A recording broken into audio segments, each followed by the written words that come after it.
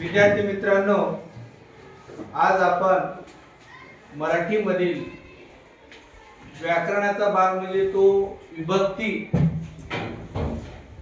विभक्ती पाहत असताना आपल्या लिहिण्यामध्ये, बोलण्यामध्ये नामाला किंवा सर्वनामाला किंवा क्रियापदाच्या मूळ रूपात जो बदल करतो आणि बदल केल्याच्या नंतरच आपल्याला कुठल्या तरी वाक्याचा किंवा तुमच्या म्हणण्याचा बोध होत असतो।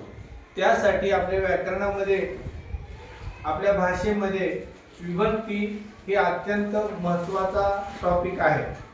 त्याच्यामध्ये पहिल्यांदा आपण विभक्ती म्हणजे काय हे पाहत असताना कारक म्हणजे काय हे पाहून घेऊया अगोदर, आणि कारक म्हणजे काय हे पाहिल्याच्या नंतर आपल्याला विभक्ती म्हणजे काय, विभक्ती कशाला म्हणतात हे आपल्याला पाहता येईल।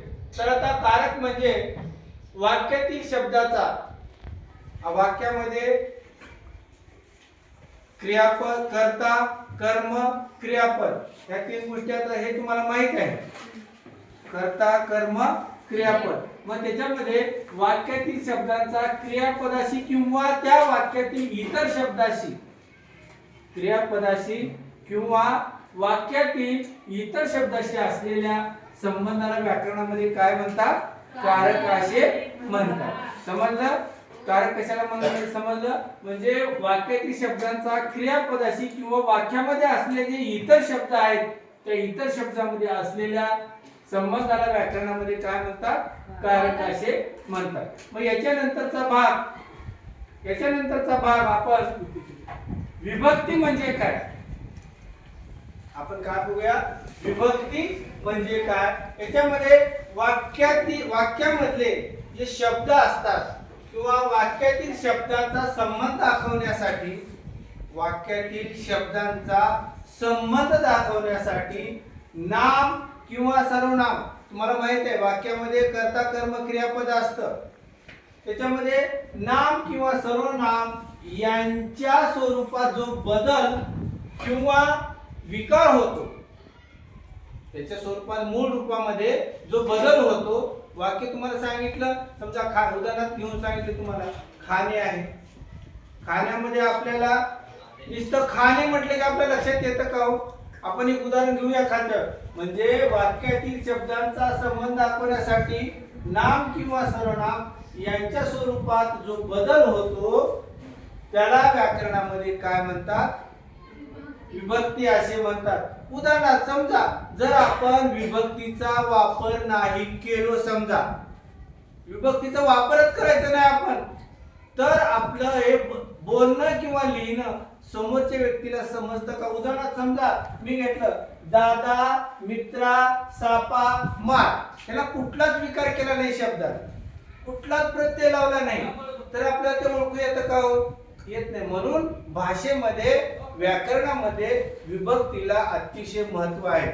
आता इथं दादा, मित्रा, सापा, मार असं म्हटल्याच्या नंतर काय तुम्हाला समजेल? याच्यामध्ये काही समजतं का? काहीच नाही। तेच जर वाक्य आपण विभक्तीचा वापर करून त्याच वाक्याचं दादाच्या मित्राने सापाला मारले अशा जर प्रकारे विभक्तीचा वापर करून जर ते वाक्य तयार केले किंवा लिहिलं किंवा सांगितलं तर त्या वाक्याचा आपल्याला पूर्ण बोध होतो। म्हणून भाषेमध्ये, व्याकरणामध्ये विभक्तीला अतिशय महत्व आहे। विभक्ती जर नसती तर आपलं म्हणणं हे कुणालाही समजलं नसतं। समजा उदाहरणार्थ आपण दादा, सापा, मित्रा, मार असं तर लिहिले तर कळलं का आपल्याला? मग याच्यामध्ये जे विभक्ती जी आहे त्याच्यामध्ये दादाच्या, आता इथं दादावर नुसतं दादा लिहिले, मग त्याला प्रत्यय लागला च्या, इथं मित्र आहे, मित्राच्या नंतर ने लागला, बरोबर आहे, त्याच्यानंतर सापाला ला लागला, मारले लागला, हे प्रत्यय लागल्यामुळं आपल्याला काय होईल, त्याला काय म्हणायचे ते आपल्याला समजेल किंवा काय लिहायचे ते आपल्याला समजेल। म्हणून मराठीमध्ये विभक्ती या टॉपिकला अतिशय महत्व आहे। आलं लक्षात? म्हणून आपण जर निश्चित जर शब्द मूळ रूप जर लिहिले तर आपल्याला ते कळतं का? तर त्या वाक्याला पूर्ण अर्थ होतो आणि तो अर्थ आपल्याला कळतो.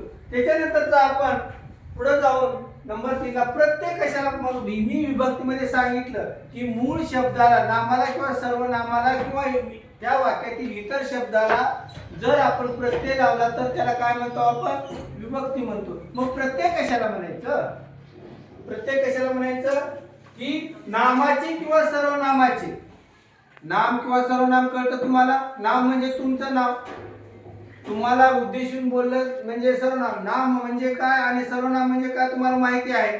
म्हणून आपल्याला नामाचे किंवा सर्वनामाचे विभक्तीचे रूप तयार करताना, नामाचे किंवा सर्वनामाचे विभक्तीचे रूप तयार करताना त्याला जी आपण अक्षरे जोडतो, त्याला जी आपण अक्षरे जोडतो त्याला काय म्हणायचं? प्रत्यय असे म्हणतात. त्याला काय म्हणायचं? प्रत्यय असे म्हणतात. उदाहरणार्थ मधुने कुत्र्याला मारले. मधुने कुत्र्याला मारले या वाक्यामध्ये ने हे प्रत्यय आहे, ला हे प्रत्यय आहे किंवा ले हे प्रत्यय आहे. कळलं? म्हणजे हे जर प्रत्यय लावलं तर आपल्याला विभक्ती तयार करता येते किंवा वाक्याचा अर्थ आपल्याला समजतो. कशाला पण? नामाचे किंवा सर्वनामाचे विभक्तीचे रूप तयार करताना आपण जे प्रत्यय लावतो त्याला काय म्हणायचं? प्रत्यय असे म्हणतात. आलं लक्षात? मधुने कुत्र्याला मारले. ला, ने, ला हे काय आहे? प्रत्यय. आणि शेवटचा भाग म्हणजे सामान्य रूप. सामान्य रूप म्हणजे काय? विभक्तीय प्रत्यय लावण्यापूर्वी मी इथं सांगितलं दादा सापा मार, दादा सापा मार हे प्रत्यय लावण्यापूर्वीचे शब्द आहेत. कधीचे शब्द आहेत ते? प्रत्यय लावण्यापूर्वीचे शब्द आहेत. म्हणजे सामान्य रूप कशाला म्हणायचं? मग विभक्तीय प्रत्यय लावण्यापूर्वी नामाच्या किंवा सर्वनामाच्या मूळ रूपामध्ये जे बदल करतो किंवा जो बदल होतो त्याला काय म्हणायचं? सामान्य रूप असे म्हणतात. उदाहरणार्थ दार आहे, दारा आहे. आता हे मूळ रूप आहे दार, बरोबर आहे. इथं दाराला असा आपण प्रत्यय लावू शकतो. इथं याचं दार हे मूळ रूप आहे, हे दार हे मूळ रूप आहे इथलं, आणि तून हे काय आहे? त्याचा लावलेला प्रत्यय. म्हणजे याच्यामध्ये दार दार दार जे आहे हे काय आहे?